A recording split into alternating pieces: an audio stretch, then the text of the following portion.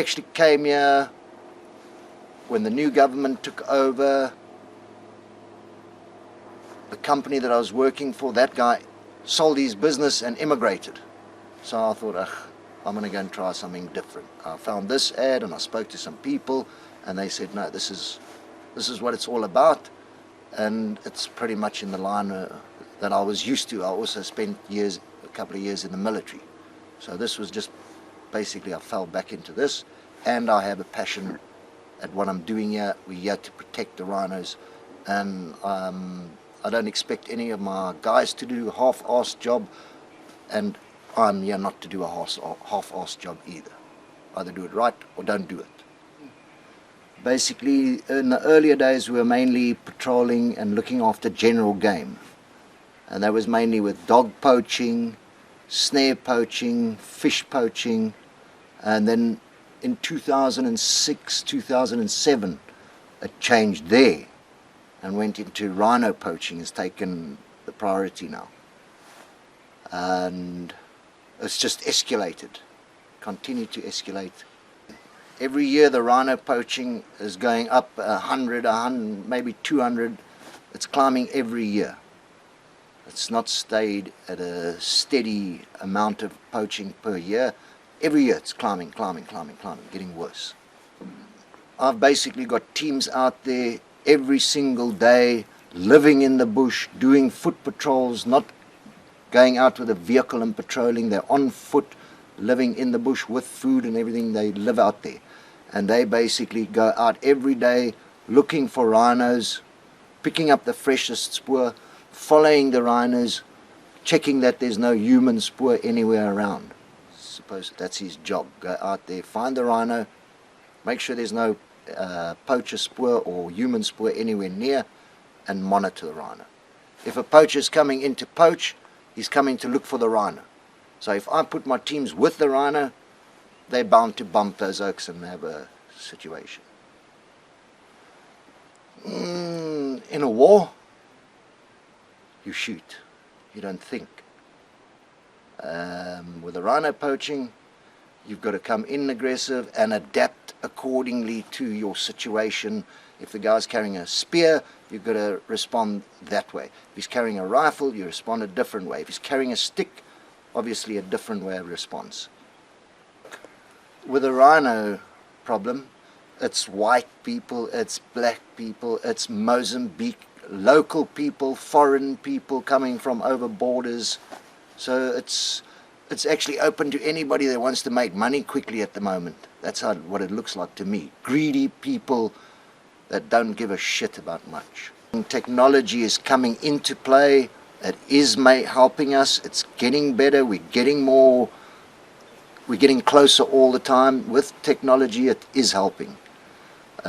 Politics, I'm not interested. That's not my department.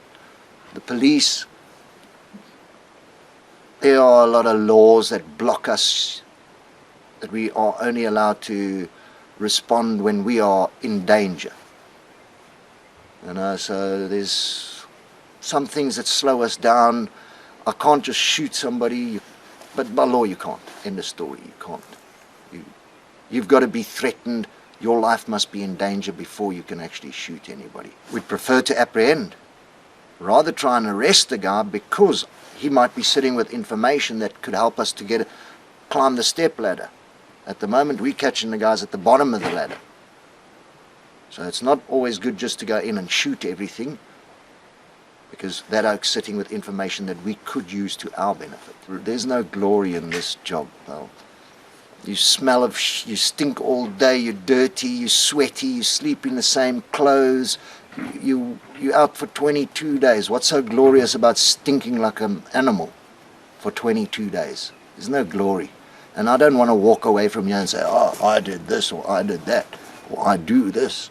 If you're going to go around boasting, you're going to just put yourself in crap. What's it? Vietnam had their rhinos, they've killed everything there. Now they're in Africa, it's up Africa. They're slowly killing everything down up Africa. This is the last little area. South Africa is the last part where there are rhinos, a lot of white rhino, black rhino, and they're now coming in here, and it's an average of 3 rhino per day that fall in South Africa. So because there's so much money involved in it, it's going to take a lot to stop that. And I mean, people are going to come in. They're going to keep coming in. You catch one, another 2 groups get together and start their little mission. So it's consistently growing.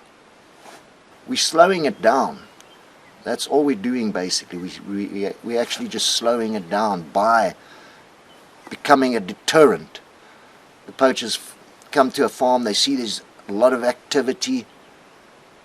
They'll rather look at a farm where they don't have a lot of security, anti-poaching, patrols, people up and down fence lines all the time. They'll rather go for something that's a lot easier. So you basically more people on the ground, people on fence checks, visual patrolling.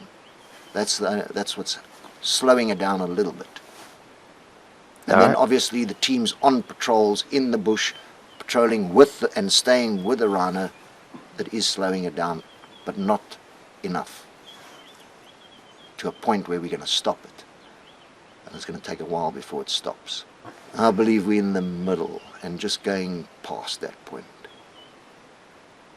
because they're going to carry on until there's almost nothing, and then maybe they'll wake up at the last minute and save a few rhinos. But at the moment, it's a growing industry and it's creating a lot of work. But the problem is the rhinos still keep falling. All right.